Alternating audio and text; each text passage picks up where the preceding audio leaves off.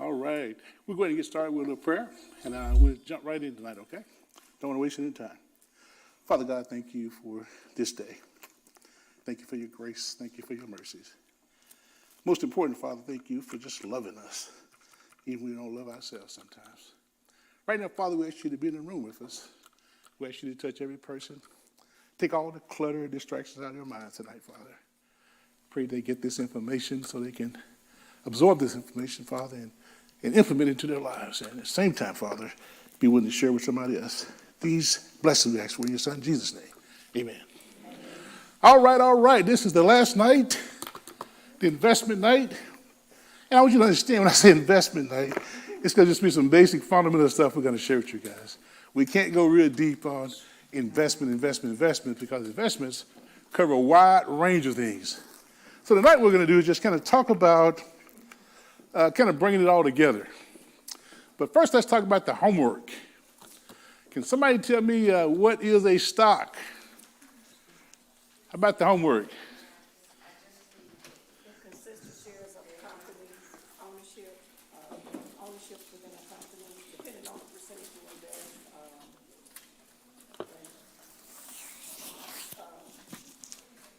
Single shares of stock is like a fraction of whatever that person owns.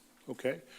So stock allows a person to become a owner with that particular company based off the number of shares they own, right? Part owner. Okay, good deal. So second question, what is the S&P 500? What is it? Okay, she says it's 500 large companies listed on the stock exchange in the U.S. y'all catch that? Most commonly followed equity indices. Okay, the S&P 500, she says, is listed on the New York Stock Exchange, right? It's an index that tracks the largest 500 companies in the United States, right? Everybody got that? S&P 500 are American stocks. And the S&P 500 is a what? Index. It's really important to understand it because the index is going to be very important to understand tonight. So what is an index? Huh? Is that like the performance measure they use as a benchmark for the investors? Good point, Evelyn. She says that index like a performance we use for a benchmark on investments. The S&P 500 is an index that most money managers use to see how well they're doing. All right? Now, the S&P 500 is totally unmanaged. When I say unmanaged, there's no individual managing those stocks to see how well they're doing. Those stocks go up, they go down. The index what, ma'am? Yeah, the index just is a holding index to track those particular stocks, how well they're doing. So when you hear the news, it says the S&P 500 was this today. It was that today. That means those stocks, that group of stocks inside the index, were up, either up, they down, or flat. Everybody got that? So you hear the S&P 500 is just a tracking measure of those 500 stocks that they're tracking. Now, what's the NASDAQ? It's homework. What's the NASDAQ? An American stock exchange based in New York City. It is ranked second on the list of stock exchanges by market capitalization of shares traded behind the New York Stock Exchange. Online global marketplace for buying and trading securities. So how many companies are located in the NASDAQ? Very important. How many companies? I know with the S&Ps, they only focus on the top largest 500 companies. I don't remember seeing anything on that. On the NASDAQ? Yes. The NASDAQ, this thing working? Hey, Candace, we get one of you guys to take this to these tables for me real quick. I'll be through asking questions in a second. The NASDAQ, what is the NASDAQ? Is it an index? It's an index, just like the S&P 500. But what's the purpose of the NASDAQ? How many companies on the NASDAQ? Somebody Google it real quick. Y'all didn't do your homework. Okay. Is it like 500 like the S&P? No, it's not. While somebody looking for the NASDAQ, what is the Dow? The Dow Jones. That was part of the homework. What is the Dow Jones Index? What is that? What is Over it? 2,500? Dow Jones Industrial is the best-known U.S. index of stocks. With price weighted average of 30 active traded blue chip company stocks. Give her the mic there. Give her the mic. I wanted to say that loudly. About Now, what is the Dow Jones? Tell me what it is, Evelyn. the Dow Jones, Can't hear you. Yeah. the Dow Jones is the Dow Industrial, best-known U.S. index of stocks. It's a price-weighted average of 30 active traded blue chip stocks. You guys catch that? only 30 stocks, Active, blue chip. active blue chip stocks, are located inside the Dow Jones. So you in the news, they said the Dow was up, the Dow was down. They're talking about those 30 stocks tracking how well the American economy is doing. Anybody got the answer to the NASDAQ? 2,500 stocks. I think it's got 3,000 there, but 2,500 stocks, we'll take that. The NASDAQ has between 2,500 and 3,000 stocks. All these, ladies and gentlemen, are tracking indexes on how well the economy is doing. For you to understand investments, you have to understand the basic fundamental stuff, the language, the terminology. Now, the stuff we're going to talk about most tonight, we're going to be dealing with mostly on mutual funds. So can somebody tell me what is a mutual fund? It pulls money from the investors to purchase the securities. Say it again? The mutual fund pools money from many investors to purchase the securities. Well, that's not quite right what I'm looking for. Somebody give me a better explanation of mutual funds. What I get that I need to get rid of. It's an investment program funded by shareholders that trade diversified holdings, and professionals manage the mutual funds. Should be managed by professionals. For the Okay. best results. I mean, that's still not what you're looking for? Let me see here. We don't want to write. Well, I want you guys to understand everything is really simple, and I want you to get the simple understanding of it. A mutual fund is nothing but when a bunch of investors come together and pool their money all together, and they give it to a money manager to manage it, to buy and sell stocks inside of a investment. You said it the right way. That's fine. Anyway, let's get started. You'll understand what we're going to talk about a little bit more now, since you understand what a mutual fund and all those things are, okay? Tonight, we call it putting it all together, bringing it all together. An investment is not always money, but it's always a commitment. Thank you, Candace, for that slide. Now, what does that mean? An investment is not always money, but it's what? What is a commitment to? To yourself. It's a commitment to investing, because investment, ladies and gentlemen, is not a short-term goal, is it? Investment should be what? A long-term goal. Understand that. When you start an investment, it needs to be a commitment to get started and keep going. Now, we covered all this stuff right here. I'm not going to spend a lot of time on this, but what we did for the last 6 classes is called Foundational Principles. We talked about the budgeting, we talked about the banking, credit, we talked about mortgages, we talked about insurance. Tonight, we're talking about investing and retirement planning. So those are the foundational principles, and they're in order. If you don't have these first 4 things in order, you can't go to levels 5 and 6. Everybody got that? If you don't have the first 4 things in order, you can't go to sections 5 and 6. Real important. This is the foundational principles. If you don't have these things in order, everything else you have done is nothing but a put and take account, because the foundation is not set up, okay? What kind of investor you are? Well, we talked about that last week. When you guys got this chart last week, we did what kind of investor you are. What kind of investor are you? We're going to talk about it. Who's a conservative investor? Moderately conservative? Unfortunately, at this point, based on my documents, I still feel moderately conservative, but I'm preservation. Capital preservation. She says she feels moderately conservative, but she's capital preservation. But you guys don't understand what capital preservation means. That means she's trying to do what? Hold on to what she's trying to preserve her capital. Everybody got that? Well, let's take a look at that. A moderately conservative person, well, you see the light blue up there where it says 25% right there? You guys see that? That's large capital equity. If you got your sheet right here, inside the chart which we covered last week, if you got your sheet right there, it says large what? Capital equity.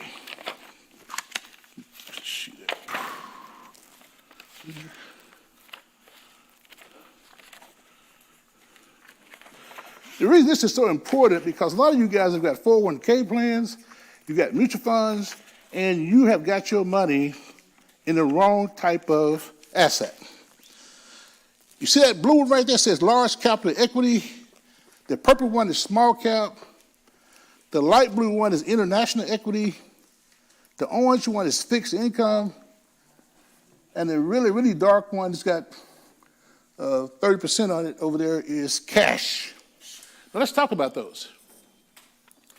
If you are investing money, and let's say your 401k, your 401k money should be set up where it's invested in each one of these categories: large cap, small cap, international equity, fixed income, or cash investments.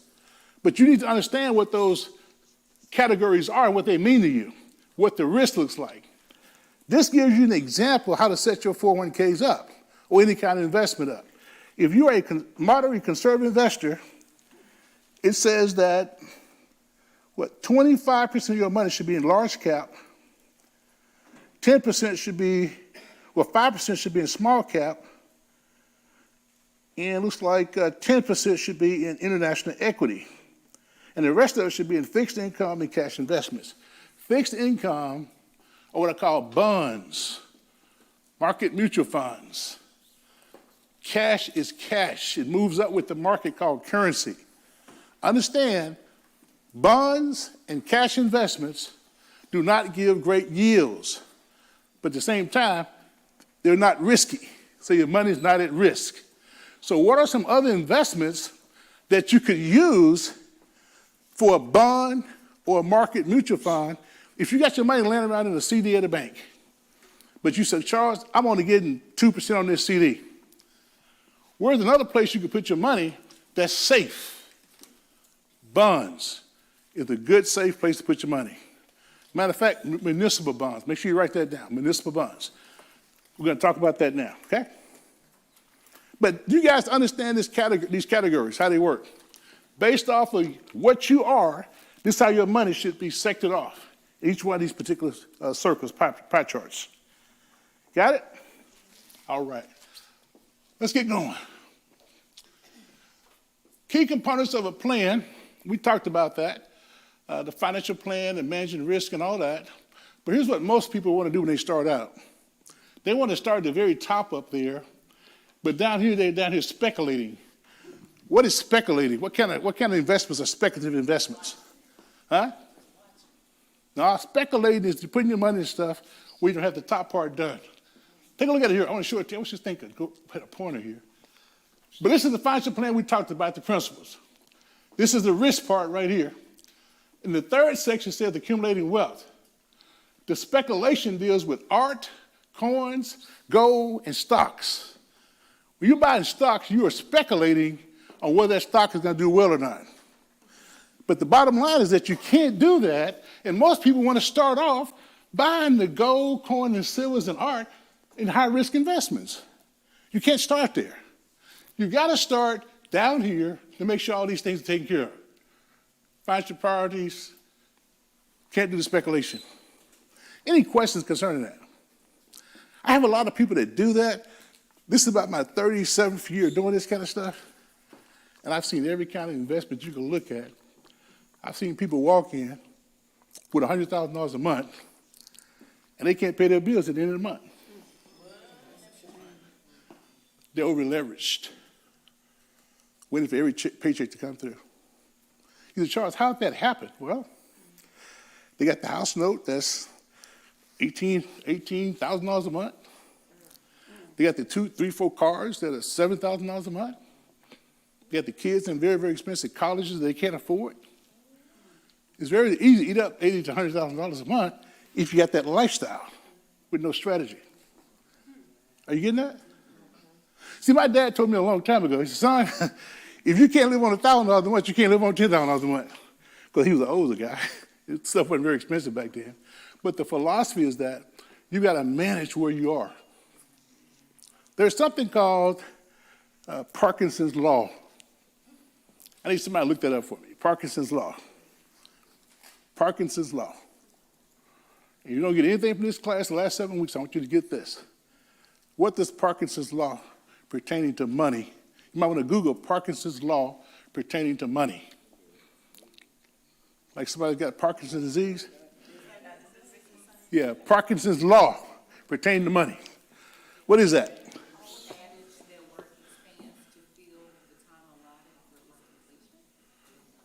Well, Parkinson's law pertaining to money. Very, very specific. And it's got effects, education, and activities.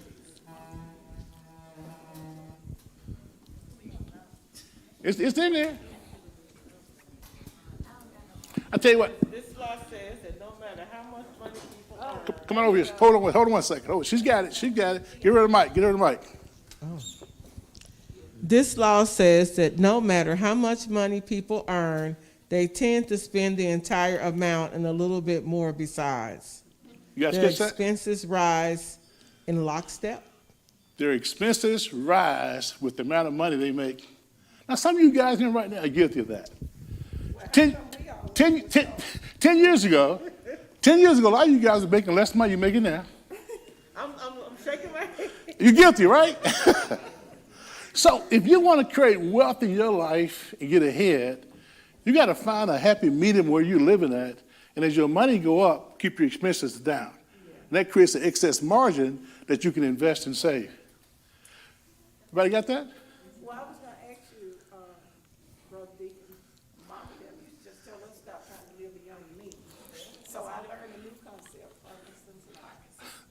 She said, Mama told them stop trying to live beyond their means. They always, Well, that's good. don't live beyond. It boils down to don't spend more money than you make.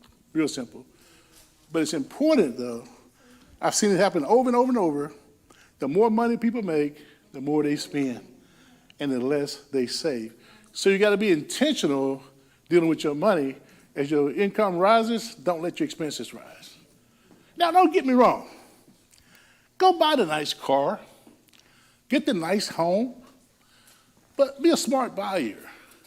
So what is a smart buyer? So come back and give me an example of being a smart buyer. Go ahead.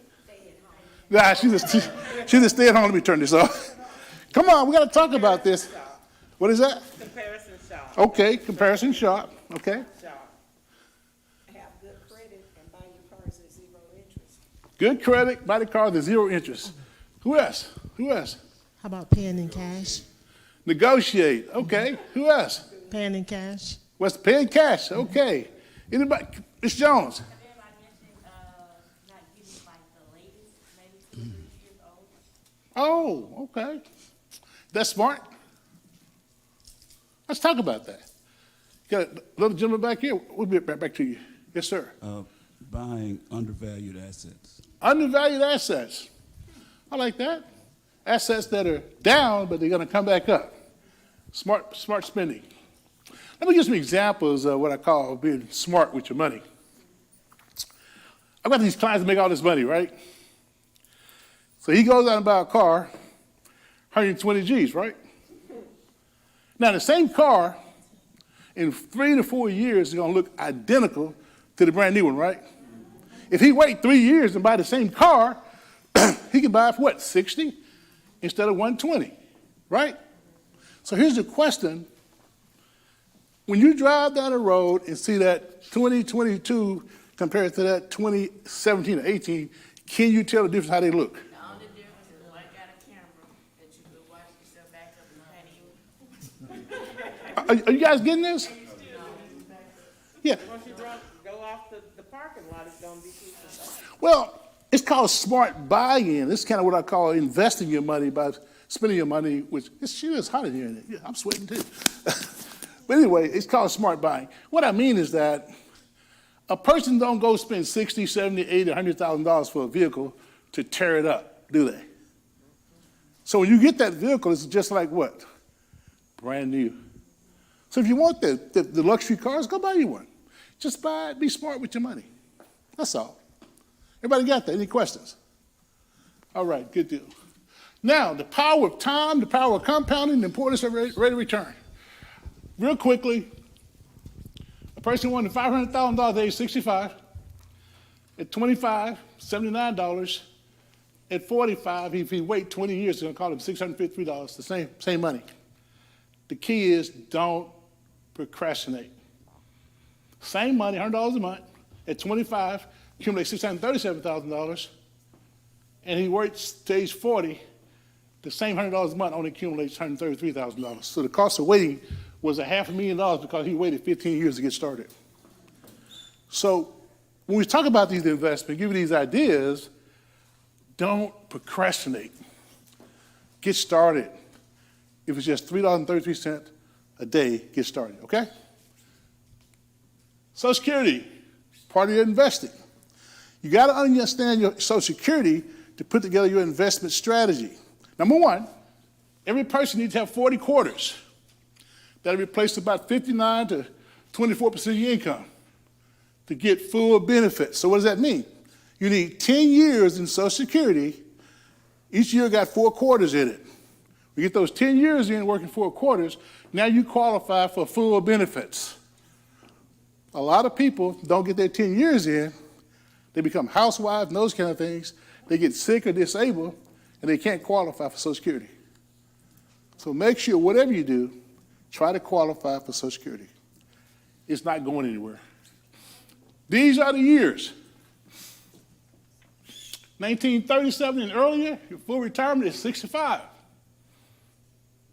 1943 to 54 is 66. If you was born after 1960, 67 is full retirement. Any questions? I hope 67 I'll be at the house. Go ahead, question. I did it at 65. So how much money am I? It seemed like I was only losing maybe about $100 a month if I waited. Well, it depends So, on 66. your particular account, of course. I told you guys to go to ssa.gov to get a projection on what your Social Security is going to be. It'll tell you at each age, whether you're 62 to 67, how much money you're going to lose by taking Social Security early. Okay? Age 70, beat the maximum benefit at age 70. You almost double your Social Security if you work to age 70.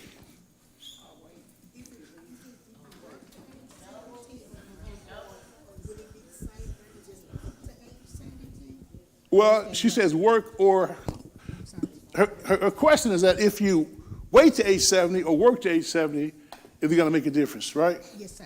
If you work to age 70, of course, you're still paying into Social Security. So the Social Security account is going to go up a little bit. If you look at your ssa.gov, it'll tell you it's going to be somewhere about $1,000 more a month than what you would have gotten by retiring at 65 or 66, just by waiting to age 70. All right? So if you want to use working as an investment, use Social Security as an investment, go ahead and work to age 70 if you want to. If you don't want to, come out. It's up to you. People, they retire, they go back to work anyway. Okay? So it's happening every day across the country.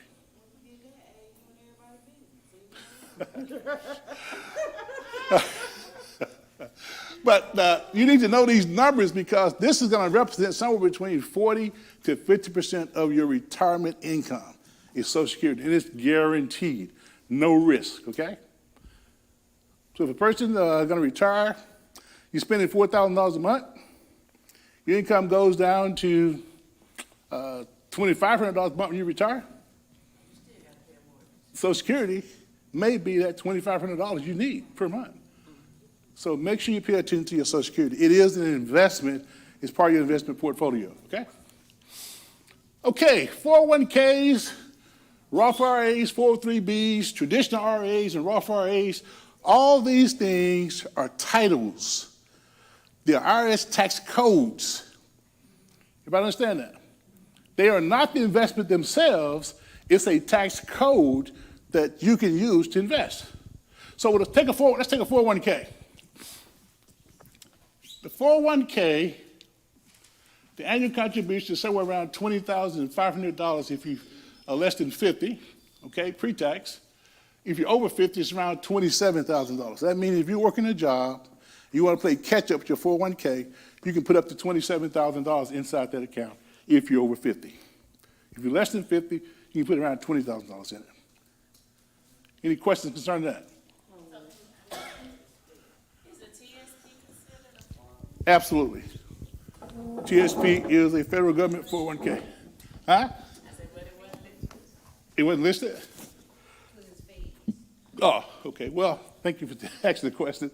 The TSP is a 401k. Okay, it's funded by the federal government, and it works just like the federal government. A little bit more about the TSP. In 1984, the federal government had something called a civil service program.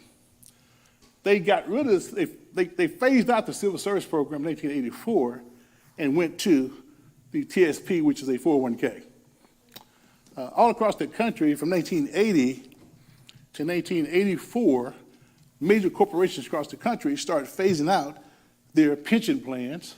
The civil service plan was a pension plan. And the federal government started phasing it out, and major companies started phasing it out. Can anybody tell me why? See, Because people are living longer. well, no, I thought we had talked about this. Apparently, we hadn't. Let me tell you how the 401k came about. Okay. Over here, you got it. No, nothing to do with downsizing. Nothing to do with downsizing. Around 1980, there was a CPA by the name of Ted Penna. He worked for a large corporation. He was a tax CPA. Large corporations back before 1980 were required to take money that's put in pension plans and take it off their books and set it aside in reserves so that affect their profits. So Ted Penna says, you know what? Instead of having a pension, let's give people something called a 401k. And that way we don't have to have a pension. The 401k means that if we put a little money in, they put a little money in. But they don't put any money in, and we don't have to put any money in. So it took the large corporations off the hook for providing guaranteed pension to the American workers. So the 401k really was not designed for your benefit. It was designed for the benefit of corporations because it lowered their costs and it took the guarantee away they had to provide for the American worker. In the process, what happened? In the process, the American worker had to become their own financial advisor. So from about 1984 to around 2004, that 20-year period, most American workers were not participating inside their 401ks because they didn't understand it. Today, legislation is making companies force employees to put money inside their 401ks, or it's forcing a company to put somewhere between 3 to 5% inside their 401k, whether the employee participates or not. Because a lot of employees today are retiring. They work these jobs 30 and 40 years, and all they have is Social Security. Because they took their 401ks and they treated it like a put and take account. They didn't understand the significance that you don't have a pension anymore. Your 401k is your pension. Okay? So now we have a lot of people that are retiring, and they only got $50, $60, maybe $100,000, maybe $150,000 inside their 401k. $100,000, $150,000 is not enough money to take care of a person from age 65 to 95. Everybody got that? So it's really important that you understand the power of the 401k. That's really important for you to put money in it because that's your future after age 65 financially. So understand your 401k. Here's what we tell people. If your company is putting around 5% inside your 401k, you put 5% in and match that. You want to match that because that's free money, isn't it? Now, if you got more money to invest, let's go ahead and max out your Roth IRA before you go back and put money inside your 401k. So Charles, why is that? Well, we live in a progressive tax system. When I say a progressive tax system, that means things are constantly changing and we got to find ways to pay for it as a country, right? Several years ago, we didn't have health care, did we? But now we got health care for everybody, don't we? Who's paying for that? Who? We're paying for it through what? Taxation. Prime example. This is really important you guys understand the basis of this. Once you understand the basis of this, do you understand why it's so important to take care of your personal investing? Because the only way the federal government can generate revenues is through what? Taxation. Am I right or wrong?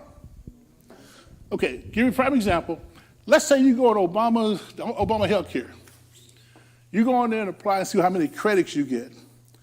Insurance costs, say for a family, it may cost $1,200 a month for a family, okay? But you qualify for these credits, And these credits say, well, you only got to pay $200 a month. Because based off how much income you make, then you qualify for $1,000 in credit, so you only got to pay $200 a month. Everybody got that? Now, the $1,200 is still being paid to the insurance company. Who's paying the extra $1,000 a month? We are. I'm not saying anything's wrong with that. I'm just saying that when you invest money, the 401k is a great investment because it's tax deferred. They match it. When you get ready to take the money out, you're going to take it out at ordinary income tax. That means that whatever tax bracket you are at, when that money comes out, that's what you got to pay on it. So my question to you, inside your 401k, those IRA investments, when you're going to take the money out, do you think the tax rate is going to be higher or is it going to be lower? Good question, isn't it? See, you could be putting money in at a 15 or 20% tax bracket, but you could be taking it out at a 35 or 40% tax bracket. It depends on where the country's at that time. So that's why we say max out the 401k with the match, then put money inside of a Roth IRA. Why Roth IRA? Well, the Roth IRA is an after-tax investment. See down here? After tax, but the earnings are tax-free. You see it? Let's talk about that just a little bit. A regular IRA account allows you to set aside about $6,000 to $6,500 a year if you're 50 and younger. A regular IRA account. If you're over 50, you can set aside between $700 and $7,500 with the new rules. That means after-tax dollars. That means on your net check. If you get home with $1,000 a week, you can take some money from that and start you a Roth IRA account or a regular IRA account. The regular IRA account works just like a 401k. A 401k comes off the top of your income like you never made it. A Roth IRA is invested with after-tax dollars. So what's the advantage? Now, the 401k and a regular IRA comes off the top of your income just like you never made it when you invested. So if a guy was making $40,000 a year and he put $5,000 inside of an IRA, when he get ready to file his taxes, Candace, what did he file his taxes of? $40,000 and $5,000 went inside of his regular IRA. Regular IRA, so it's gonna be $35,000. I just catch that? Yeah. So it's like $5,000 he never made. Everybody got that? Everybody got that? Now, when that money grows over the next 20, 30 years, whatever that lump sum grows to, you get ready to take that money out. Now, Candace, when they get ready to take that money out, what do? It's gonna be taxed. It's going to be taxed. He said 20%. Depending on the current tax rate. It depends on your current tax rate. That's correct. So your regular IRA and your 401k, when the money comes out, is going to depend on your current tax rate at that time. And believe me, ladies and gentlemen, some people, when they retire, their tax rate go up. So the Roth IRA, the Roth 401k, what's the difference between that and the Roth IRA? Good question. Let me get this back here first, though. Hold on a second. Okay. Okay. So what is the tax shelter? Because my job has like something called a tax shelter. TSA, tax shelter annuity. I'm in everything. Okay, we'll talk about that. Okay. I know what it all. I know like my 401k. Yeah. Is what they call a 403B. You got a 403B, you got the 457, you got all these different plans that are They retirement. got a lot of different titles. ones. So I just put money in everything. Every time I get paid, just take. You can. I But can. if those things don't have Roth in front of them, they're going to all be taxable when you take I'm the not money worried out. about it being taxed. I'm just trying to make sure I'm doing right by. Well, you saving money, that's good. That's But you all. shouldn't worry about the tax side of it, too, though. Because I get taxed now, I mess with it. Well, no, you're missing the point. You're missing the point. Let me give you a prime example. I want to really make this clear for you. If you save $300,000 in a $300,000 401k, okay, and you started taking, say, $50,000 a year out of, let's use small, let's say $30,000 a year out of that 401k, or $50,000. That's going to be taxed at ordinary income tax. The ordinary income tax could be 35, 40, or 50%. It depends on the tax rate. Because right now the tax rate is lower because where we are in the country. But I promise you, for the American government to pay for all our initiatives, all our defense spending and all that kind of stuff, the tax rates are going to go up, ladies and gentlemen. well, this country won't be able to survive. So the beauty with her question, let's go ahead and ask her question. This is good conversation because people are missing this. I was asking the difference between a Roth IRA and a Roth 401k. Well, a Roth IRA and a Roth 401k both have the same benefit. Use after-tax dollars to invest in those. If you're working on a job, your net income, when you get paid, let's say you get paid, your net income is $1,000 every 2 weeks. You say, okay, I want to take $200 every 2 weeks and put that inside my Roth IRA. That comes with net dollars, okay? Now, if it was a regular 401k, that $200 would come out before you got paid. You'd only be taxed on $800 instead of $1,000.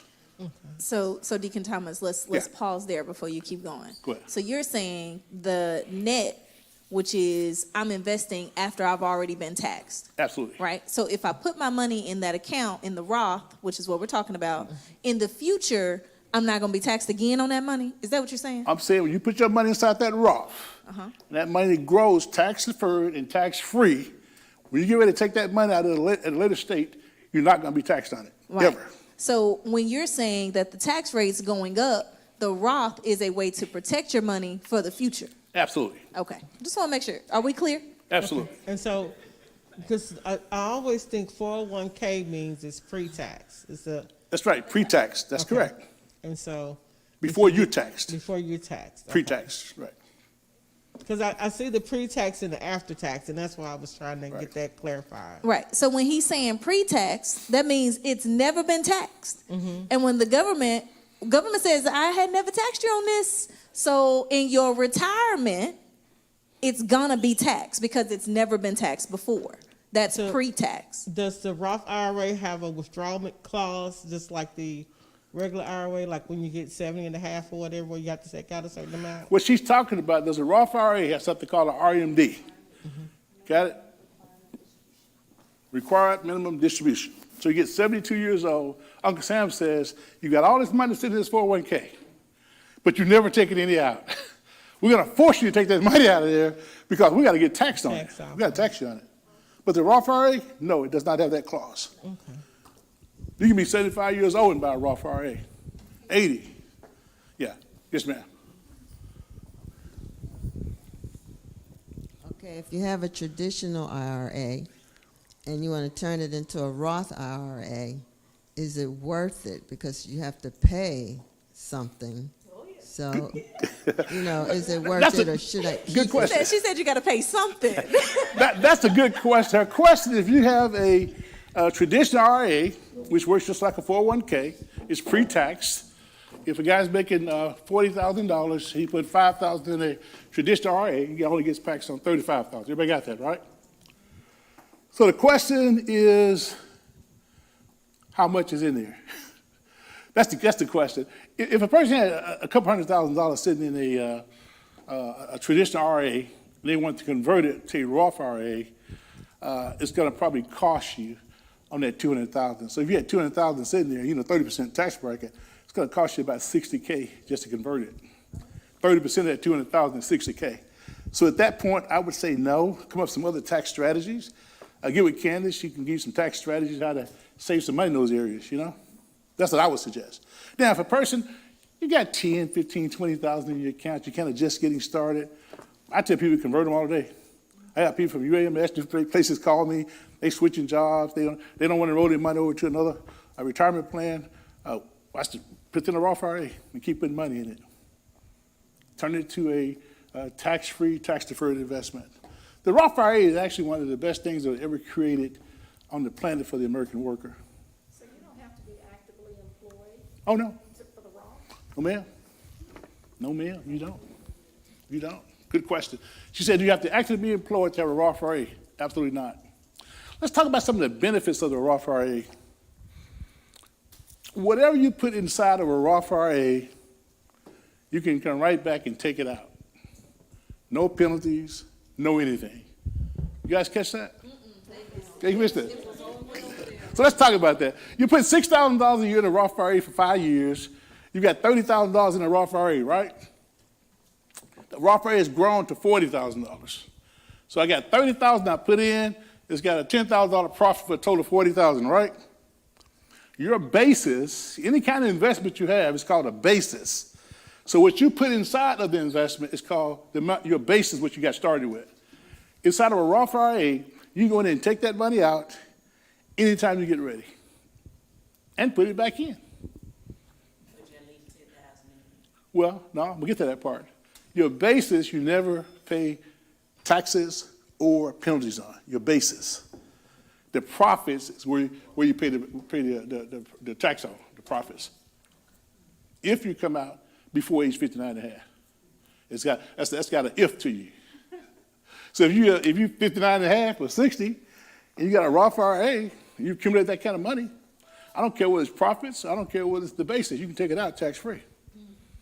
Very important.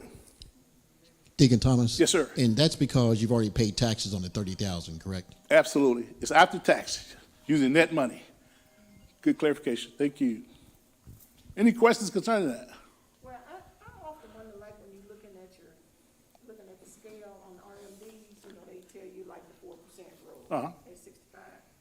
But like, if you're not really, quote unquote, needing the money right now, I know they force you at age 72. It used to be 70 and a half, but they changed the law, right? 72, that's correct. So it increases exponentially, what is it, up to age 80? Absolutely. So what are they trying to do, make you spend it down and make sure they get the taxes out of you before something happens to you? 'Cause Absolutely. seriously speaking, Absolutely. I mean, it may sound comical what I'm saying, but that's what they're doing, they want their taxes. Well, here's what's going to happen. Whether you take the money out or not, your beneficiary is going to pay taxes on it. I thought they don't have to pay taxes. Oh, on no, not with a Roth IRA. Oh, well, yeah. I'm Yeah, thinking- not with a traditional 401k, yeah, they got to pay taxes on it. Never been taxed. So the government gonna make you either spend it down before something happens to you, or your beneficiaries will. They're going to get it one way or another. Yes, ma'am. They're going to get it. Yes, sir. My question is kind of out of line with what we're talking about. Go ahead, you got the mic there. Go ahead. Oh, but I wanted, why is it, I guess, as a people, we're not teaching our kids this in elementary school? Yeah. His question, And I know yeah. His question is, why aren't they teaching this information to the kids, or when we were kids in school, why aren't they teaching it to us? You know, you want to speak first? Go ahead. Well, so I think it's a great question. It is. Honestly, I really just believe it's a system. So systematically, if we all do exactly what we're talking about tonight, there's a lot of people that would be out of a lot of money. So systematically, they're not putting it in the school systems because it's built for us to go to work. It doesn't matter what you look like. The systems are built for you to go to work and keep America working. So the concepts that we're teaching are very wealthy concepts. And even though we teach them, many times we don't implement the strategies that we're teaching. So the concept that you're saying, why aren't we teaching it in schools? Because the system is meant for us to work and keep that system going.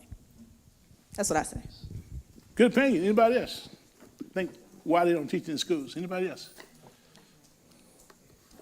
Well, we live in a capitalistic society. If you could make an Apple phone or iPhone, then you wouldn't pay $1,000 for one. You kind of see what I'm saying? So what you don't know can hurt you financially. And what I've found over the years, that a certain class of people that have created generational wealth and wealth in their families teach these principles to their people, their kids. Black or white or green, doesn't matter. But once they get the principles, they pass them down and teach these principles. Because if you guys knew for a fact that when your kid was born, you could set aside $100 a month, and by the time they're 30 years old, they could be almost a millionaire, you would have done that, wouldn't you? But nobody taught you about compound interest. Nobody taught you about mutual funds. Nobody taught you about how to become an owner by buying shares of stocks. But that's why we're trying to teach it now. So you can take this class and pass it on. We call it pay it forward. Because the concepts are really, really simple once you understand the foundation piece of it. So what I'm going to show you tonight is really, really, really simple. Deacon Thomas, can I interrupt for just Go a ahead. second? Someone dropped some keys, Honda. Somebody dropped keys, Honda Accord. Anybody drops the Honda Accord keys? In the parking lot, Honda Accord. Looks like a new Honda Accord too. Liam, I need a Honda. Thank you. Pardon the interruption. All right. But anyway, let's kind of move forward here. I just want to talk about the basis of that. This kind of gives an example right here of after-tax dollars. This person over here say, I don't want to participate in my 401k. He makes $2,000. His federal tax runs around $540. His net income is $1,460. He takes $200 and goes save it and invest it. So his net bring home money is $1,260. This person over here says, I'm going to take my $200, I'm going to put it inside my 401k. He puts his $200 inside of his 401k. His taxable income now is $1,800. His taxable income over there is $2,000. His federal tax is $486. His federal tax is $540. His take-home pay is $1,314. So just by putting this money in pre-tax, he brings home $54 a pay period more. So should you put money inside of your 401k? Absolutely. How much should you put inside your 401k? Initially. At least 5%. If you got a job and they don't even put anything inside your 401k, at least put 5% in there. Okay? Now, when should you max out your 401k? After what? You set you up what? A Roth IRA. Everybody got that? You should go back and max out your 401k if you can after you got your Roth IRA set up. Also, Kenneth, there's a reason why they should max their 401k out if they got a certain problem, right? Yeah, tax problem. A tax problem. Absolutely. You got that? If you're paying too much money to taxes, why not put this aside the 401k investment and let it grow? And cut out the tax problem instead of giving it, okay, give it to yourself. Everybody got that? Okay, let's go back. Let's get her on mic over here. Okay. I'm really trying to process the max out your 401k. Yes. Okay, you're saying to max out your 401k after you set up your After you Roth- max out your Roth IRA. After you max Max your out. Roth IRA. Okay, so you set up a Roth IRA first. Yeah. If your 401k is paying 5%, and you put in 5%, so you match what they're going to be giving you, right? Mm-hmm. So now you got 10% of your paycheck going into your 401k investment. You only put 5% in. You got some extra money you want to invest, go put this out of a Roth IRA, max it out. If you got more money you want to invest, go put it back inside your 401k if you have a tax problem. You got it? It'll save you money on taxes. But Deacon Thomas, Yes. clarification, does it apply to all corporations? If you retire, you are not eligible for future contributions. That's right. That's correct. That's correct. All right. It doesn't matter who you work for, right? Does not matter. That's correct. Good question. Any questions? You understand it though, Mr. Quinn? I do, I don't, but I'm going to get it. Okay. Because I really, really want us to understand this for our children, for our grandchildren. Okay. So that we Good. can- She said she wants us to understand this for our kids and our grandkids. You know what, guys? Let your grandkids work for you and start them a Roth IRA. Your kids work. Start a Roth IRA and put it in their names while they're young. you can put- Let them work for you and start one. so If you got a spouse that doesn't work, start one for your spouse. A Roth IRA or any kind of IRA. But you can do that under the tax laws. Okay, so instead of trying to do a college fund per se, That can be a college fund. that can be, Yeah. okay. Because if you put a lot of money in it and it accumulates well, then of course they can take the money out that you put in and use for college. So Deacon Thomas, did Yes. you say they can work for you? Absolutely. Which means they got to have a business, Absolutely. right? Oh, Absolutely. we talked about this. This is just bringing it Absolutely. all together. Okay. Yeah. Okay, I just wanted to make sure. Yeah, you guys make it so difficult. The tax law is so easy to maneuver inside your space. You don't need any major businesses. Why do you think people sell Avon and Mary Kay? It ain't making a lot of money, guys. It's one heck of a tax write-off, though. Do you know the lady selling Avon and Mary Kay? When she goes out of town to visit her family and friends, she going to talk to them about Mary Kay and Avon. And guess what? She write it all off, the hotel, the mileage, and everything. Whether her friends buy anything or not. Tupperware, I don't care what it is. Forex trading, these companies already got it set up. Don't go get in to get rich. Go get in to have a strategy. Put that tax money back into your pockets. Everybody understand that? There's a lot of money out there for you to get. Go ahead. Oh, okay. So today we had the big insurance meeting and they were talking about the health savings account. Uh-huh. And they had mentioned something about investing through your health savings account. I had never heard that before. Absolutely. She was talking about today in her insurance, open season, they were talking about the health savings account. And she's also talking about investing through the health savings account. The health savings account is typically designed for high deductibles. Everybody got that?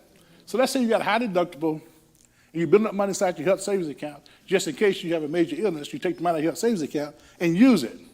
But let's say you don't ever get sick. So the money's sitting over there, it's just been invested. And you can pick different things to invest it in. So let's say you never use that money inside the health savings account, it turns into like a traditional RA. The money's just taxable when you take it out because it comes out before your money's taxed. Another way to save money in an area where you spend a lot of money. Health savings accounts are very unique. Awesome. Awesome. All right. Good question. Any more questions on that? I want to show you this real quick because some of you guys may not be participating in your 401ks, but these numbers right here don't have anything to do with your employer contributing. This is just strictly you. If a person took $50 a pay period and put in their 401k, they're only going to see $37.50 come out of your paycheck. So when you put that $50 in there, it's pre-tax, right? So you're not paying taxes on it, you actually save money. At the end of the year, you're going to have the $1,300 annual deferral, but your annual pay deduction is only going to be $975 instead of $1,300. But in 20 years, that $50 a pay period turns into $61,000. If your employer is putting $50 in there, you just got $120,000. But ladies and gentlemen, participate in your 401ks. Don't turn your 401k into a put and take account. Borrow the money, not do this with it, doing this with it. Don't do that. Let your 401k get some traction so it'll grow. Get you a what? Roth IRA as soon as possible. Okay? Get you a Roth IRA. And, you know, if I take a look down here at $250 a pay period, you got all your bills and stuff in place. So, you know what? I'm going to take that $250 and put it inside my 401k. In 20 years, that's $300,000 without your employer putting one penny in. So don't play with your 401k money. It's real money, and you save money on taxes. Now, this is what I want to show you. This is the history of the top marginal tax rates from 1913 to 2013. We just did it 2013. But I want to show you, in 1943, the marginal tax rate was 92%. And you can see it's been dropping every year. Then in 2003, it started creeping back up. So my question to you, do you think taxes are going to go up or go down? They're going to go up. So protect your money and don't use life insurance for an investment to protect your money, okay? Let's take a quick break here so we can come back and get into, well, we got 5 minutes. Now I got 5 minutes. I want to get into stocks, bonds, and mutual funds, the things we're going to talk about you guys investing money in. What is investing? Investing is purchasing a financial product or item expecting a return. What's the purpose of investing? It is to save money in order to improve your financial positioning. Let's talk about a stock, and let's talk about two things with a stock or even a mutual fund. There's something called capital gains, okay? Capital gains is called what? Let's say I bought a stock, I put $500 in a stock, and that stock grew to $1,500. So now I got a $1,000 profit, right? That's called a $1,000 profit of capital gains, right? So there's two ways to make money in stocks. It's a capital gains when you buy low and you sell it at a higher price than what you bought it for. The second way to make money in stocks is do something called dividends. So what's a dividend? A dividend is when a company declares a profit and you receive income from that profit. So are stocks a good way to save money long-term wise? Absolutely. How are stocks taxed? Well, if a stock is held more than 12 months, up to 13 months, that's called long-term capital gains. That means your maximum tax rate on it is going to be about 15%. Now, you can kind of control on a stock what kind of tax you're going to pay on it. See, you can hold a stock and never cash it in and never pay taxes on it. You hold a stock and just keep accumulating in value, accumulating in value, accumulating in value, and you never cash it in, so you don't have any capital gains, right? But the very time you cash it in, that's when you pay the tax on that capital gains. So you can control that with yourself. Then we're going to talk about mutual funds here in a little bit, and they work a little bit different because that's where I want you guys to focus on as beginning investors to understand what mutual funds do for you. All right? So the criteria for investing, these things are very important. The yield means what kind of return are you looking for. Safety depends on where you are with your time horizon, how old you are, what your goals are, what kind of safety you're looking for. Do understand, the younger you are, the more risk that you can handle. Liquidity. Can somebody tell what liquid stands for? Liquidity. Liquidity, what does that stand for?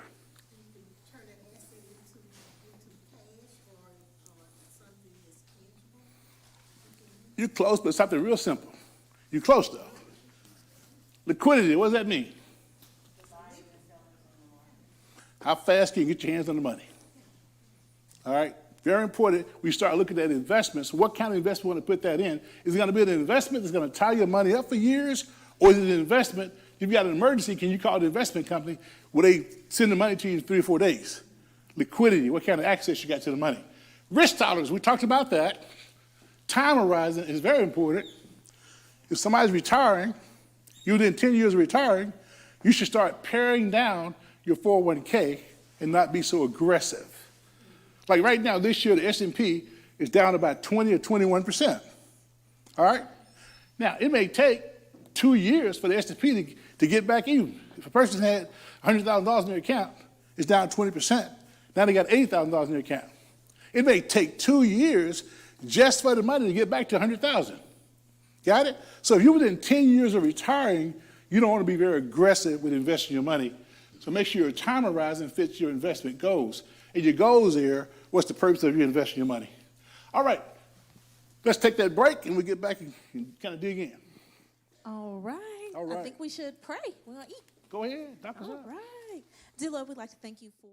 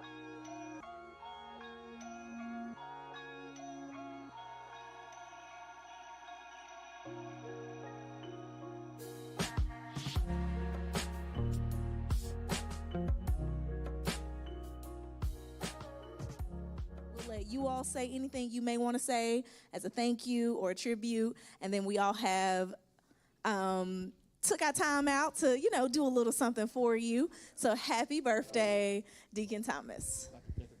Wow. Who's singing? What a surprise. Thank Y'all you ready? guys so much. Because I speak very well, but I don't sing. All right, 1, 2, 3. Happy birthday to you. Happy birthday to you. Happy birthday, Deacon Thomas. Happy birthday to you. Anybody want to share? Anybody? Anybody? Oh. Ooh, ooh. It's your first time? No, yeah, no, but seriously, man, I want to thank you for what you've done for me and my wife, and I say that based on just the education and the information that you shared. And I know at first when Gwen had mentioned it to me, I made all kind of excuses to do other things, and I made a big mistake. But thank you, man. I appreciate it. You do a great job. Thank you. Man, you're welcome. And I want to thank your wonderful wife for getting you out here to see what we do. and I couldn't do it without the team, though. I want you to know that. If you notice the last 6, 7 weeks, a lot of people have spoke outside of me, And in the process, I find that I don't care what you do in life, if you walk away from it and it dies, you didn't do much. You know what I mean? So when I walk away from this, I know it's going to be in good hands with the Candaces, the Marcuses, the Jamils, the Davids, a whole nother generation. Just keep it going. And that's how we pay it forward. We set it up for the next generation. And with people like you and other people in the class, you'll be able to pay it forward. And we just change one life, just one. It makes a difference. Thank you so much.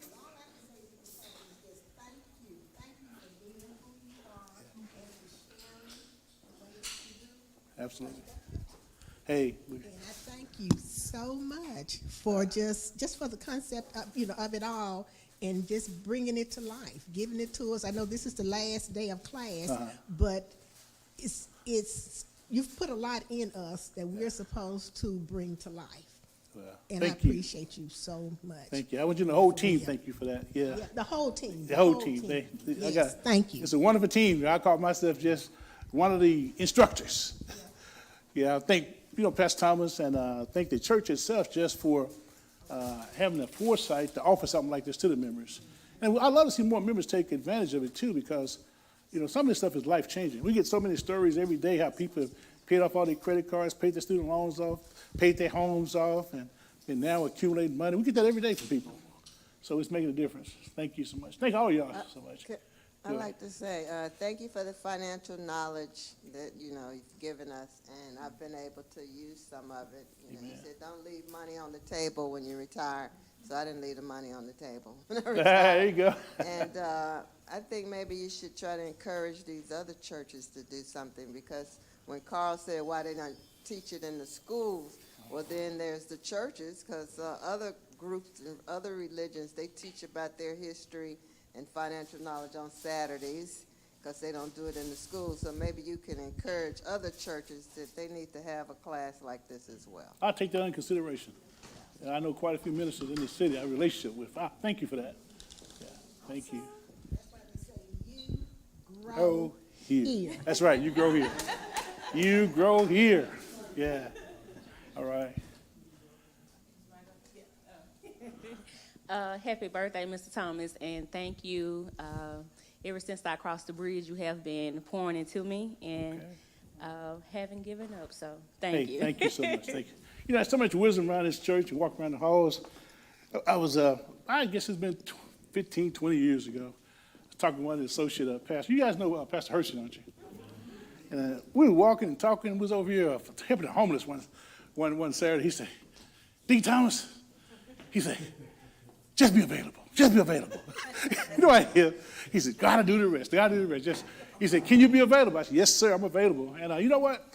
And that works. And if you're members of this church or even officers or whatever, the more people we ask to do stuff, the more people do it. Got a good friend, vice president over there at Baptist Hospital. Go to church here. He's actually president of the Baptist Hospital, one of the extended care. I won't call his name, but young African-American guy, young family. We were having coffee one day. I said, man, you got to do something at the church. You just come in and leave. You can't do that no more. He said, what can I do? I said, I want you to do the doors or do something.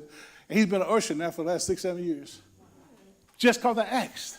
So, the more people we ask to get involved, the more people we touch, the more people will get involved. Marcus used to be sitting back there, the back every time I walk in church, I'd shake his hand and just keep walking. And I stopped one day, we got to know each other. I said, man, I need your help, So now he's here in class. So it's all about just asking somebody and being authentic with asking. It was not anything for you, it's for them. Because the more you serve, the better you feel. So thank all of y'all for this wonderful surprise on my birthday coming up. Thank you, Miss Candace, for surprising me. Deacon Thomas, one final word. So knowledge is power, and when you know better, you do better. There you go. So since I've been involved with this class, I've pledged to, pass this along to my kids as well. So Absolutely. Thank you. Hey, you already said, now he's a banker, guys. He's a big-time banker. He wasn't a vice president, senior vice president banker. And he says knowledge is what? Power. Pass it on. Thank you for that, Marcus. And I got a young grandson at UCA his first year. He called me, he was all excited. He said, Papa, so I'm taking a personal finance class, 101. I said, what you doing taking a personal finance your first semester? He said, well, I want to learn about this money, so I don't want to waste it. I said, okay, you're off to a good start. So anyway, let's get back started here. We'll get these back cranked up. There are a lot of things you can invest in. And we just really want to focus on the mutual funds. But you got, write this down. Let's see, are we online yet? Yeah, there we are, okay. Write this down before we get into the other stuff, because there's something called the ETFs. They're just like mutual funds, but you invest into a pool of stocks, not funds, okay? Look up EFTs, they're good place to put money. The thing about mutual funds, EFTs, and things of that nature, you get a professional money manager to manage your money. This is real important. And we're going to go online and start looking at some money managers and how they manage your money, kind of look at their history and take a look, so you can kind of look at what kind of mutual funds you might want to buy for yourself to get started. And these mutual funds, guys, they're great because you got professional money managers manage them. Candace, I want you to go to investment products. Yeah. Guys, this is Fidelity Investment site. It's called Investment Products, okay? I want you guys to be able to do this on your own. We're going to investment products. Now, what I like about Fidelity is like an educational site. It's like a college course. You go on Fidelity's site, you can read that thing for hours, and you'll learn more about investing than your financial advisor you're probably talking to, because they may be just working for one company. But this thing gives you a wide range of information and knowledge. And you can see right there, see where it says mutual funds, stocks trading, even got crypto. You see crypto up there? Direct investing. It's got fixed income, bonds, and CDs. You see all that? Fidelity has all this stuff on here. This is a resource center. And they also use Morningstar, which is an independent rating agency that's going to rate these investments for you. They don't rate them just for Fidelity Investments. They rate them for all over the country. So Fidelity is a great resource tool for investing. So we're going to go to mutual funds. Click on mutual funds. Now, this is real important. When I clicked on mutual funds, I want to scroll down to it says Explore Mutual Funds. Explore. No, go down. Sorry, go back and go down. You're going down some more. Oh, right there. See what it says Explore Funds? It says Morningstar Highly Rated Funds. So it didn't say Fidelity Funds. It said Morningstar Funds. Now, of course, it's on Fidelity's site, so some of the funds are going to be Fidelity funds too. Let's take a look at what they got on here. When it goes over here, it says, Charles, they got over 9,000 funds over here. 9,000. So it's, Charles, what kind of funds you want to look at? Well, I want to look at funds that are rated 4-star and up. Everybody see that? Let's go and put 3-star. I want to look at funds that are rated 3-star and up, because some 3-star funds have had a bad year, but they tend to come back. It says returns, I want to look at high returns. It says the expenses, I want to look at middle of the road expenses. Everybody got that? So now it pared it down to 401 funds. Everybody see that? So we're going to click on that and take a look at what they're going to show us. Does it matter about the fees? No. Yeah. All right. Now, the first thing it showed us, this is real important. You see those first three funds up there? Those are Fidelity funds. They were their top funds. You see it's Fidelity Select Healthcare? That fund, year to date, is down less than 1%, a 0.3%. So what does that mean? If you had money in that particular fund, you would have had a good year because you didn't lose any money. Everybody got that? Now, take a look at this. Look at the 1 year return. See 1 year? If you had your money in there October, September of last year, your money to now, you'd earn 11.75%. It says 1 year return. 3 year, 20, 5 year, 10 years, 15%. You see that? 15% over 10 years is average 15.25% per year over the last 10 years. Now watch the life of the contract. The life of the contract is 12.36%. So, you know, we take to these calculators, bankrate.com calculators, you see us put in 8% and 10%. A lot of you guys probably saying, now where are you getting those numbers from? Ain't no investments out there returning no 10, 12, 15%. But right here, Fidelity has some of their top funds, and it's proven right here with documentation. Now, when you invest, we talked about the different categories, large cap, small cap, fixed investments, all the different categories. I'm going to show you right now, Fidelity right here is going to prove the technology stocks this year are having a tough year. Y'all see that? See what's got down 40% this year? Down 36% this year? Those other two stocks? Now let's go down and look at some other funds. Let's go down and take a look at this futures right here. See that? Alpha Mix Futures. See that? You gonna make it a little big? Okay, good. Where'd that futures go? Pull back up. Where's got that pause? There you go. Y'all see that? That futures right there is up 48% this year. Isn't that amazing? Technology is down, but futures and commodities and those things are what? Up. See, the market vacillates each year. That's why you got to do something called diversification. Make sure your portfolios are not just invested in one category. If you just invested in technology by itself, you'd be in trouble. But if you had your money on that pie chart we looked at earlier, if your money is set up aligned to that pie chart, it will limit your exposure for these down years that we had in the technology stocks. Everybody see that? But let's go back up to Fidelity just for a second. I want to show these guys something. Go to that healthcare fund right there. First one, yeah. Let's go to that. All right. This fund is down this year, but I'm not really that concerned about this year. I'm concerned about the long-term management of the fund. How well have these guys managed this fund in the past? Okay? This is a mutual fund. It's got a pool of investors, a bunch of people got their money in there, and a money manager is managing it. And you can see right over here, the expense ratio is at 0.71, less than 1%.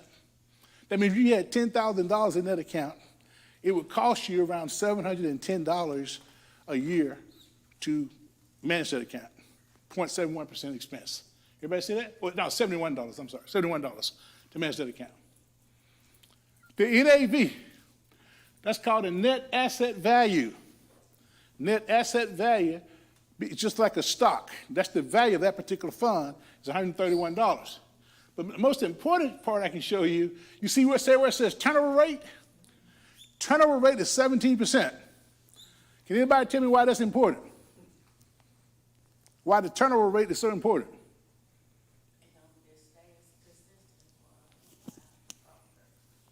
Okay, good answer. Remember earlier when I told you guys that when you own a stock and you hold that stock, it doesn't create a capital gain or a taxable event until you sell it, right? All right. Mutual funds work the same way, except the money managers inside your fund, the turnover rate means that they are buying and selling stocks inside that particular fund. You got it? So the lower the turnover rate, the lower unrealized tax that you get from that particular fund.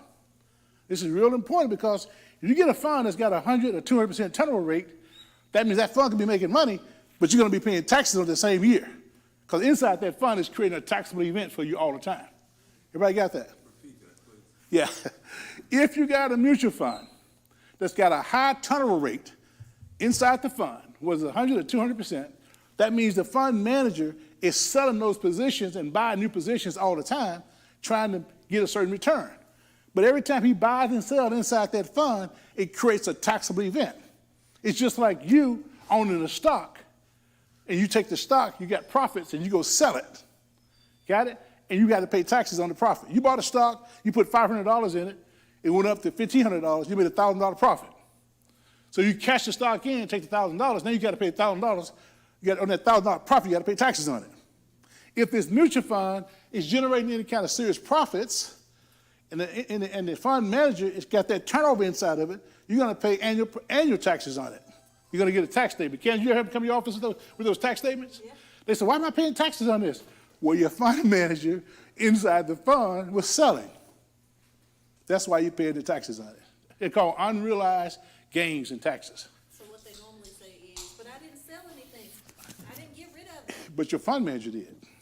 So do you get a 1099 on that? Absolutely. Absolutely. Now, what I want to show you, though, this fund is down right now.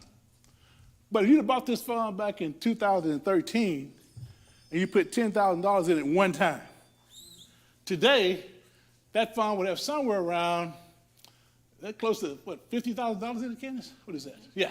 Everybody see that? That fund would have $41,000 in it. So that fund doubled. Went from $10,000 to $20,000, then doubled to $40,000. Although that fund had up and down years. So what's the benefit of investing inside of a mutual fund? Well, number one, you invest in more than one company. Number two, you got a professional fund manager managing your money. The same guy managing your money could be the same guy managing the funds at Georgetown and Stanford and Harvard, their endowment accounts. He's also managing your money because you're in this pool. Now, let's go down. Let's take a look at the years. Go back to the top. Look at the performance and risk. Yeah. Let's go down and look at those years. Okay. Right. Let me see what it is. Let's go down to the other one. We'll break down each year. Here it is, right here.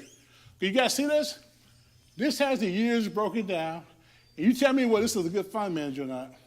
In 2012, it's 10%. 2013, he was 35%. 14, 23, 6, 2, 24, 10, 19, 18, 20. And this year, he's down 2.5%. Is that a good fund manager? Are y'all listening to this? The guy, in the last 10 years, this is the first year they've had a down year. And they're down, year to date, they're down less than 1%. Is that a good fund manager? Would you want that guy managing your money? Absolutely. See how simple that was? See, you got to look at the history. You're looking at a 5 and 10 year history. When you're looking at a mutual fund, looking at the fund managers, you're looking for a double-digit return over a 10-year period. You want that fund to have averaged over double digits over 10 years and double digits over the lifetime. This fund is down this year, but you know what? I would go invest in that fund tonight. Because guess what? You can buy that fund while it's down. This guy's a proven winner. He's a fund manager. He knows what he's doing. Let's take a look at the composition of this fund. Let's take a look at how this fund is made up, how many companies it's got. He's managing. Go back to the top there, Candace. Okay, we're going to look at the composition. There it is right there. Okay, scroll down. Oh, right there. Is it right there? Trying to find. Here it is right over here. 40 holdings go down to the left right there. Right here. Yeah, right there. Okay, you guys see that? 43 holdings. The left corner right there. This particular fund got 43 different companies in it. 43. Now, if you had to go out there and try to pick individual companies, stocks to buy, then you're talking about really losing some money because you don't have the expertise to pick those companies.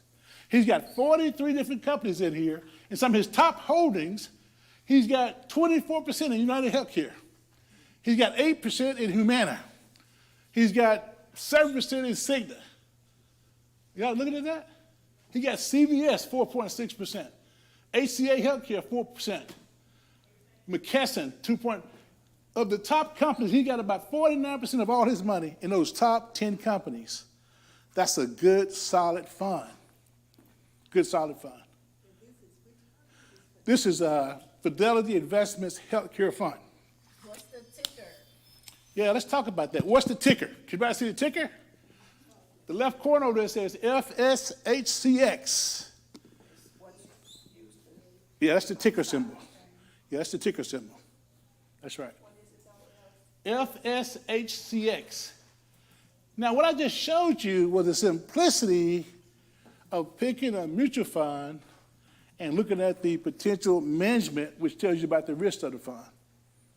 It's a technology fund, but it's a healthcare technology fund. Is healthcare going anywhere? Has this last 10 years looked pretty good? Pretty good, isn't it? So don't make it difficult investing, trying to be an expert. Just find good managers. How do we find this good manager? We just went to Fidelity. We took a look at the research they had already done for us. You see the thing we call a prospectus? You see that right there? Let's click on that prospectus. If you get bored at night, at the top, very top up there, right there. If you get bored at night, you have a hard time sleeping. You want to know everything about a fund. This is called a prospectus, okay? It's got pages and pages and pages of stuff for you to read to learn about this particular fund. Everything you want to know about this fund, where to invest, how to invest, how it works. Every fund has a prospectus in it, which is for you to research and investigate.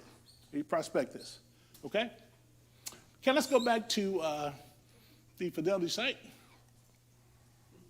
The original site there, the big site. So another thing you don't want to do either, you really don't want to chase funds. When I say chase funds, you don't want to chase the highest, it was 3 stars and up, yeah. Yeah, there you go. The fund that had the highest amount of returns this particular year. So I want to go down to that commodities fund, where it's got 48, go ahead, Cass, what's that, 48%? Go back to the futures funds, go up, back up to the top, okay. Right there, right there. So we got that futures fund right here. Yeah, click that one. Now I want to take a look at something. I want to teach you about not chasing the hottest guy. These guys are up this year, 48%. But if I took the same $10,000, invested in these guys in 2013, how much money would I have in there? Some $20,000. It's a good investment. You got about $20,000 out of it. But that tells you, when you're researching, don't chase the guy who's the hottest fund right now. Do they remember what the other one was with the 10,000? Oh, okay. Yeah, double. But he's having a good year this year because that's what the market is doing. Everybody see that? So don't chase the highest fund. Now, let's go back over here again, Candace. Uh-huh. Let's go to another tool to help you research a fund. Let me find another fund here. Let's go to this fund right here. This fund is 1.9%. It's an institutional fund. Hennessy Cornerstone Mid-Cap Fund. Mid-cap means mid-sized companies, okay? Do you all remember that word from your risk profile sheet? Mid-cap? Okay. All right. What I want to show you here, this is really interesting. This is not a Fidelity fund. Everybody see that? Y'all see that? Wow. How much they say the minimum investment right here? How much is that? How much? Is that $250,000 is the minimum investment on that particular Fidelity fund. They're pretty proud of that fund, aren't they? Now, the fund is done okay, guys. It's got about $30,000 in it, with $26,000, $30,000. You put $10,000. It's done okay. It's not that great of a fund. In 10 years, it's averaged 10.17. The last 3 years, 16. In the last year, you're down about 1%. So they've got some good study and management in that particular fund. It's a good fund. Now, write this symbol number down on this fund. I'm going to show you something about the Fidelity Research Tool. H what? HIM as in Mary, DX. I'll write that down. HIMDX. DX, okay? Now, I'm gonna go to Charles Schwab and see if they got that same fund. This is Fidelity. Charles Schwab is a big brokerage place, just like Fidelity. They hold funds, okay? Let's go over there and put that in there, Ken, and see if we can find it over there. Okay, it's over there, isn't it? Everybody see that? That's the same identical fund, isn't it? Let's see here. Expected return, minimum investment. Let's see the minimum investment. It may be the same thing. Looks like these guys are pretty strong on their rates. Oh, look at that. They're 250,000. That's not usual, isn't it? That is very unusual. Most times Charles Schwab got that same account. They must have a special deal with these guys. But I wouldn't even buy the fund, though. Personally, I wouldn't buy it. I'm just saying it doesn't perform that well. I'll show you a fund that I will buy. Let's go back. 'Cause I want to find a fund they can compare it with, okay? Then we're going to talk about how to open up an account real quick. We got some time. Okay, let's find a non-Fidelity fund. I want to find a good fund, though, that's got a history over here. Here's a good one right here. That's technology. We don't want to use that one. That's a good fund, too. Oh, my God, look at that. Let's see. Let's take a look at that one right now. I love T. Rowe Price. Go to T. Rowe Price Healthcare Fund right there. Yeah. Let's see what Fidelity got on there. Now, I own that particular fund myself, and it is down this year, but I don't care. Yeah. So here's T. Rowe Price. That fund right there is $2,500. You see that? Minimum investment. What's the symbol on that, Candace? PRHSX. Y'all see that? PRHSX. This is Fidelity. This is T. Rowe Price, another one of the big boys. They're down 17% this year, but they got a great history, though. Put that in there. Okay, scroll down. Oh, there it is. That's an example. Y'all see that? Now, what's the minimum investment? Take that same fund with Charles Schwab. $100, isn't it? How much was it with Fidelity? $2,500, right? So as you're looking and researching these funds, see, on Fidelity, Fidelity is going to be proprietary to their funds. You get the Fidelity funds for $25. So what am I going to suggest to you? Open up your Fidelity brokerage account. Open up your Charles Schwab brokerage account. You need to have those two brokerage accounts if you want to start investing in mutual funds or stocks. They're the two big boys. They are the monsters, okay? So everybody should have a Charles Schwab and a Fidelity brokerage account. Now, the beauty of it, they got an 800 number. Charles Schwab, their 800 number is 24 hours. Just love those guys. They'll walk you through how to set the account up. It's really simple, okay? But this is a good account. This is a good fund. I would buy this fund. It's been around since 1995.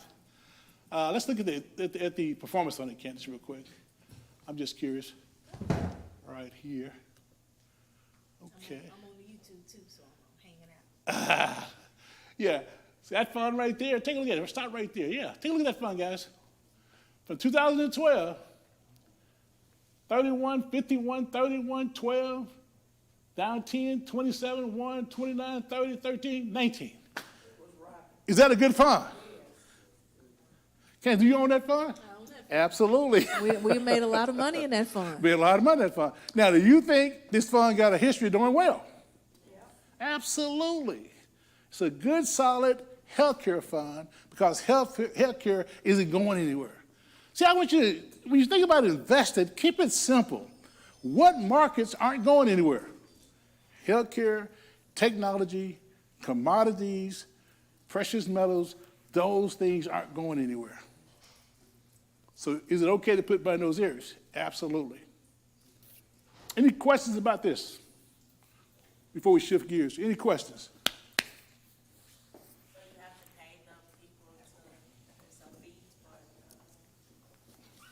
Well, the way her question is there a fee to set the account up for them to manage it?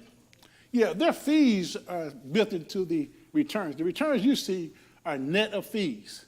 When I say net of fees, that means the fees are already taken out. when you see those 21, 30, 40% returns, fees have already been taken out. So I tell people, don't really get so caught up in the fees, get caught up in the end result, because what you're looking for is a return. You're looking for a double-digit return. Some years going to be up, some years going to be down. But if you've got a good money manager, you're not going to worry about that, okay? Go ahead, question. Absolutely. Absolutely. Hey, Candace, go to Fidelity and put in a search engine, put in natural resources. I'm going to show you what's going on with natural resources right now. He said utilities, natural resources, those kind of things. Put in natural resources. See, we got a fund for natural resources. Oh, let's see. Fidelity, let's go to select natural resources portfolio. Oh, next one, right, down. Right there. Let's see what it's doing. I'm just curious. See, he said utilities and stuff. Y'all see that? Is that amazing? 35% this year. So why are natural resources up so high this year? That's why I want you guys to see that.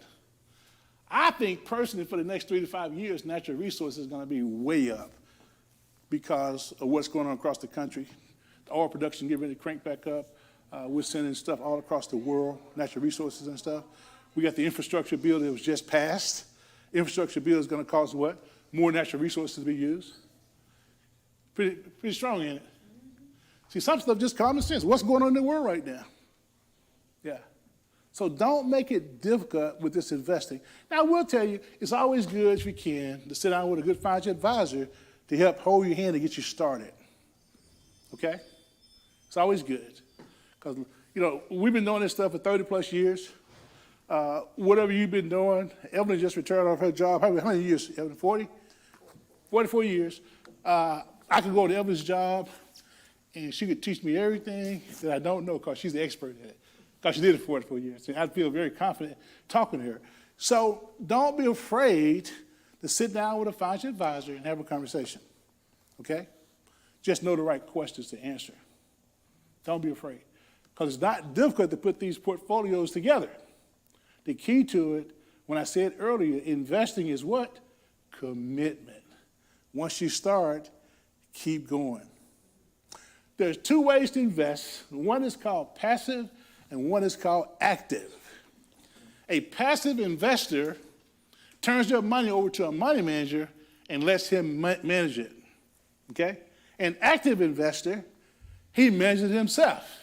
He's buying stocks all online, he's selling stocks, and he's kind of managing his own account. That's an active investor. If you want to become an active investor, you can. It just takes a little learning curve for you to get by. You want to buy stocks? Let's be real simple about buying stocks. The stock market has over 8,000 plus stocks out there. So the question is, how do I know what to buy? Well, get with a financial advisor, number one. Number two, you know, get the blue chippers, guys. Get the blue chippers. If you're going to buy stocks to build a stock portfolio, get the blue chippers. They call them FANG stocks, F-A-N-G, FANG. You know what those FANG stocks are? FANG. Which major company got an F? Got starts with an F? Facebook. Huh? Facebook. What major company starts with an A? Amazon. Apple. What major company starts with an N? Netflix. What major company starts with a G? Google. Real simple. They blue chip stocks. They big blue chip stocks. You put your money there, you're going to be okay for the next 5 to 10 years. It's a long-term investment, though. Okay? A lot of them are down right now. Now's a great time to buy. Investing is using common sense. FANG stocks. If you go to Fidelity and you start looking at some of these mutual funds on here, some of the mutual funds doing real well, guess where they're investing their money at? Candace, let's go back to Fidelity, go to the technology stocks. Hit your back button, I think we get to it.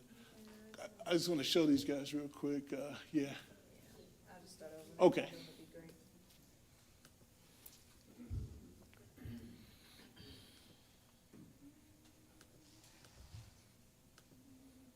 There you go. Let's go down. Let's just pick a stock. I'm going to pick one.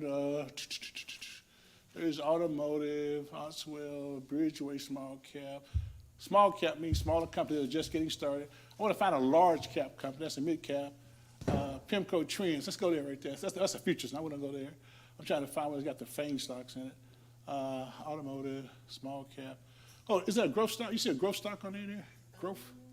Oh, JP Morgan right there. Go to JP Morgan up there, large growth right there. It's down 25%. I want you to go to it. No, the next one. Yeah, go that one. This is JP Morgan, large growth stock. Look at their composition. I kind of want to see what's in their composition. I want you guys to see it. Okay, y'all see it? Y'all see what's in there? Y'all see what they got?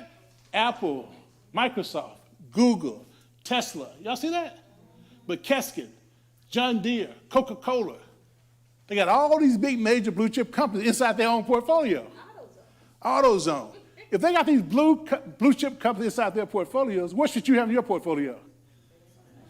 If you start building a stock portfolio, just keep it simple. Get you some blue chippers, build that stock portfolio, it'll start paying you dividends. Coming to pay you dividends sometime when you don't even get when it's down. It can be down 20%, you still get a dividend on it. Is that amazing? Yeah. Nice fun. Yeah. So it's good fun, isn't it? Yeah. Look at the history on that fund, guys. Look at the history there. Y'all see the history on that fund? 12, 32s, 2%. They down 27% this year. Who cares? They was up 50%, 56% back in 2020. The last 2 years, they was up 74% the last 2 years. Even they're down 27% this year, they still got a 25% turn average for the last 2 years. 50%. So don't get caught up on 1 year with a stock going down. Look at the overall history. Let's take a look at this stock. What's the minimum to get in that stock on Fidelity? The minimum.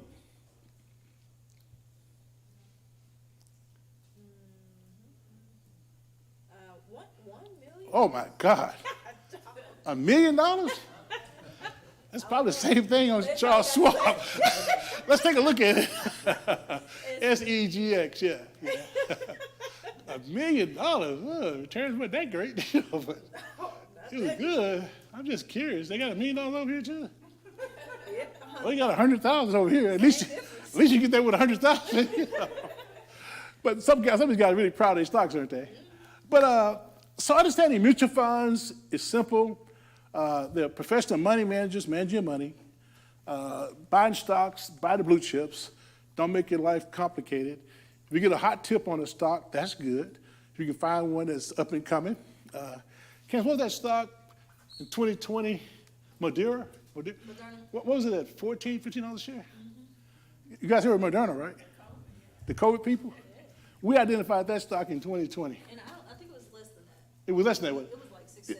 Yeah, we had an online seminar we was doing for people across the country, and I identified that stock. I said, guys, these guys got stuff in what was in the labs at that time? Mm-hmm. I said, you need to buy this stock. It was like $6, $7. We did real good. It got as high as $400 a share. Yeah, now I think it's down to $200 a share. There was an electric vehicle company called NIO. Cost them on their way up. So you get you a good financial advisor, somebody you can kind of talk to back and forth, get on their mailing list, they send you different stuff, stay in touch with. You know, there's a lot of good companies out there. American Express, Edward Jones, Merrill Lynch, a lot of good companies out there. Just make sure, you know, their personality fits your personality. We sit down and talk to people. Question? Okay, with this medical marijuana going around, have you known of any stocks that might be up and coming? Well, medical marijuana about 6-7 years ago was on fire. Today, because it's so widespread, it's kind of leveraged out a little bit. There's some companies out there that's got growth, but the growth right now is a little slower than it was. 6-7 years ago, medical marijuana was doing 1,000, 3,000, 5,000% a year. But if you can still get 40, 50% a year, you're good. There are a couple of companies out there called Cannabis Growth. Put Cannabis Growth in there. Go to Yahoo Finance and put Cannabis Growth in. This is a marijuana company, Cannabis Growth, okay? One of the hot ones. In Yahoo Finance, well, there it is right there. Aurora. Yeah, Aurora, that's it right there. Gotcha. Yeah. 1 second. Yeah.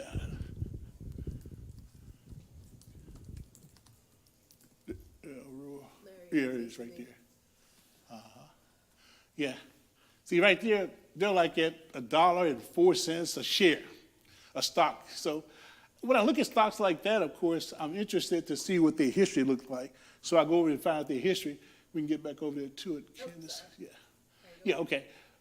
Okay, let's get that chart. See the middle chart right here, guys? I'm gonna go back and hit 1 year, and 1 year right there. I wanna see what it was doing a year ago, okay? And let's go back on the chart. Can you go back over to the left, Candace?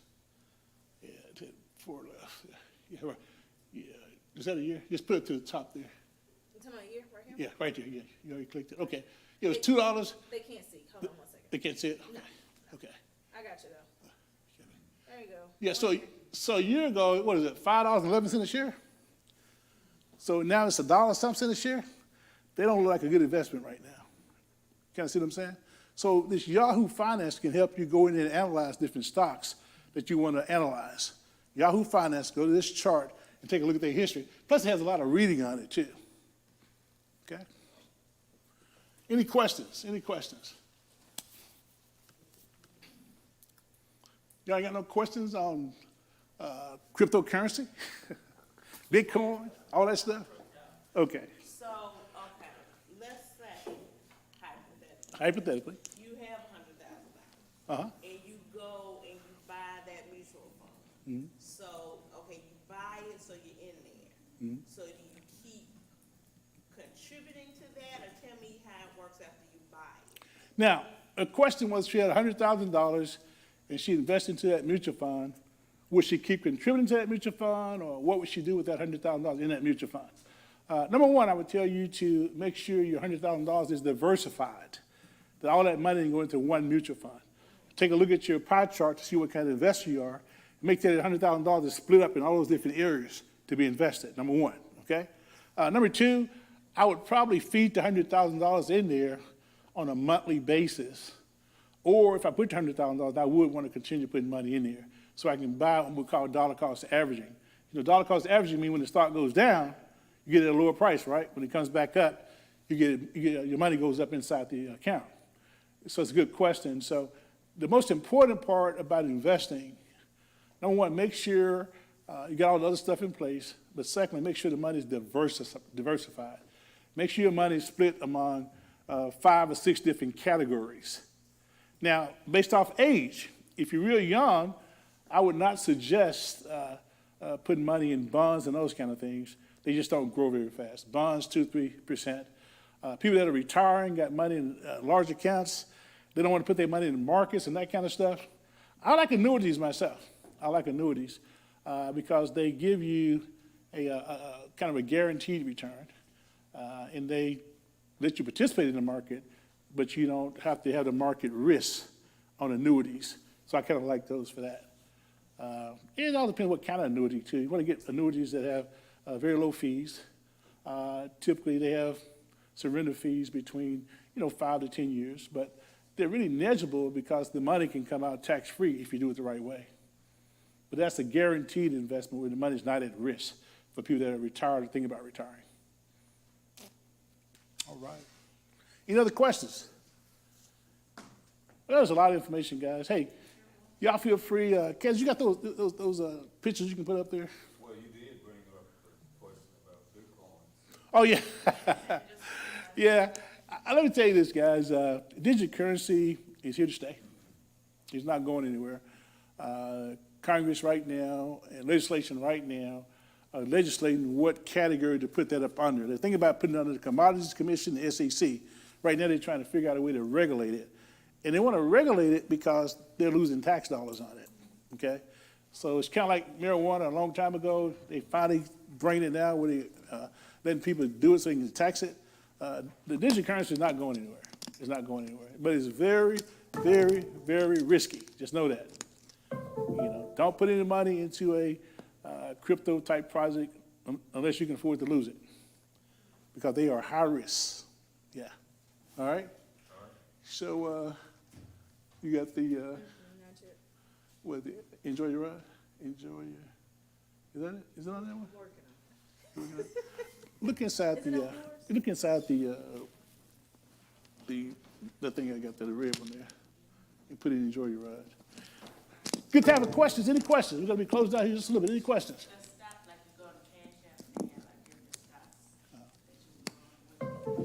Yeah, she says, could you, like Cash App has a where we buy stocks. You know, I'm not a big Cash App fan. And I have reasons for that because customer service wise, you can't call and talk to anybody. And I wouldn't want to invest money with anybody that doesn't have any kind of customer service. And you can go to, there are a lot of good, Charles Schwab, you know, it's free. You can buy fraction of shares. When I say fraction of shares, let's say a stock costs $500 and you want to invest $100. You can buy $100 of that stock on Charles Schwab, Fidelity, some of these different major brands, because they got good customer service. They open 24 hours. That's my big thing about investing. I don't like those little apps because they don't have the customer service. Yeah. So here's what I want to do is show this video for you guys. Is it going to come up, Candace? Okay, cool. This video is really important. We're going to dim the lights here for a second. And it'll take just a few minutes. Not a very long video. We'll get you out on time. Okay? All right. Mark, you hit those lights for us, buddy?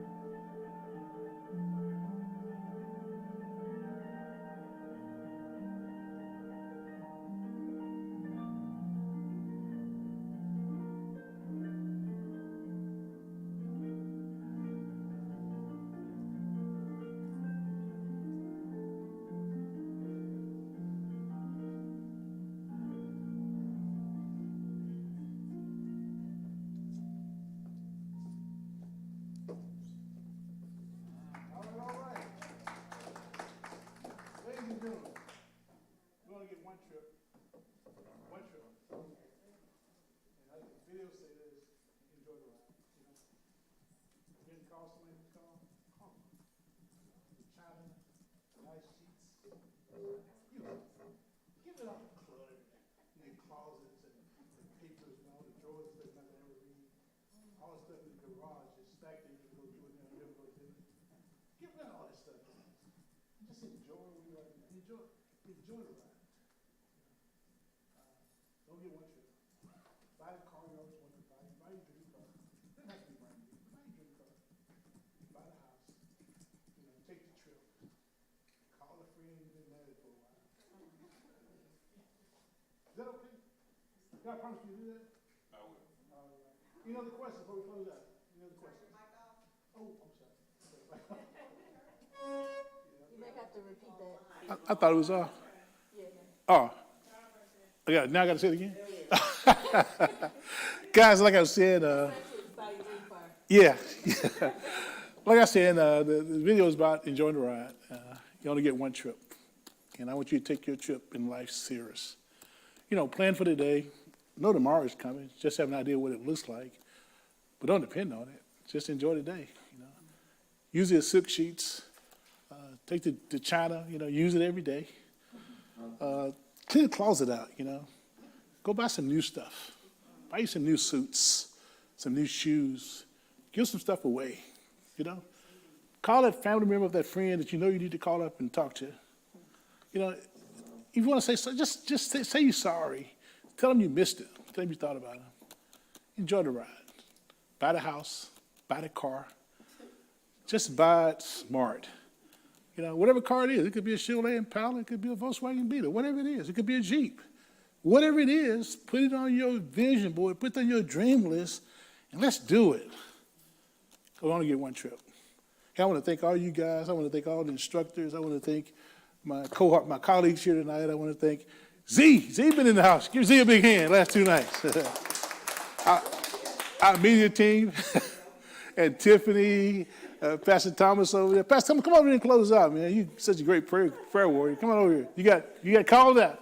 Candace back here. You know, we got a great team at St. Mark, a great ministry, a great church, people that care about us, people that allow us to do what we do, you know.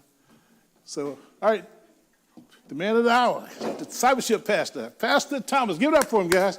He's been almost every night. Hey, give it up for yourself. 7 years. We have a mic? Oh. Oh, yeah. Okay. Hey, thank you for your commitment and what you've learned. Put it into practice, and it will pay off. And then share this information with others so that our whole community will be blessed. Amen? Amen. Why don't you bow with me?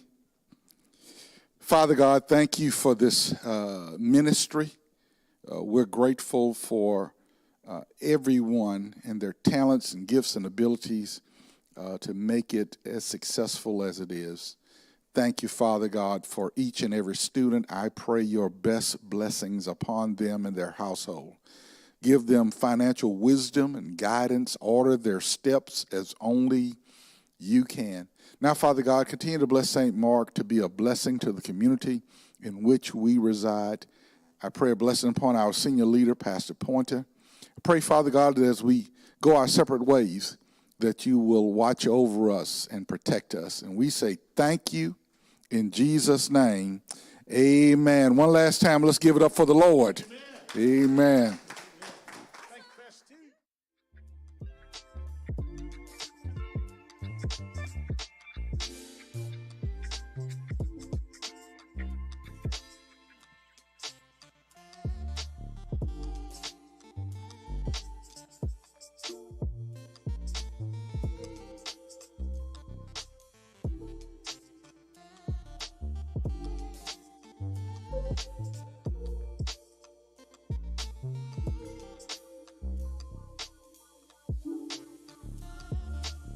Thank you.